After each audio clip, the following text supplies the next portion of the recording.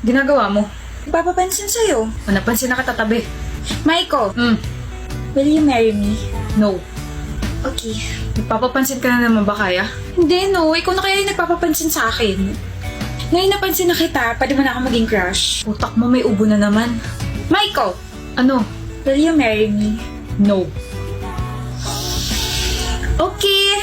Ano na namang ginagawa mo? Shh. Dinadasalan na kita na sana magustuhan na kita kasi kawawa ka naman. One-sided lang kasi yung feelings mo for me eh. Akala ko ba gusto mo ko? So, ina-acknowledge mo na talaga yung presence and feelings ko for you. Will you marry me, Maiko? Ewan ko sa'yo. Ah! Hindi na no yung sagot mo. Ibig sabihin may chance na ako. Wala.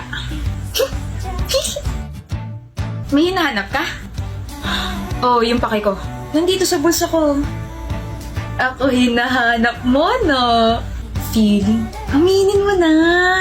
Wala akong aaminin. Ako meron. Nag-iipon na ako para sa kasal nating dalawa, no? Ito ang ipon ko. May 10 pesos na. Uy! 110 pesos na.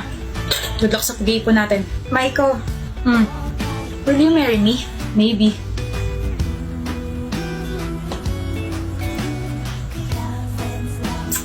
Maiko, ba't nandito ka sa building namin? Nasaan yung maliit na jar?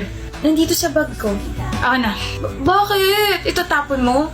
Akala ko ba okay na tayo? I mean, alam ko naman na one-sided pa rin yung feelings ko para sa'yo, pero... Sira, di ba puno na yun? Oo. Nakabili na kasi ako ng mas malaking plastic jar. Tapos nakahanap na ako ng part-time. Wait, naghanap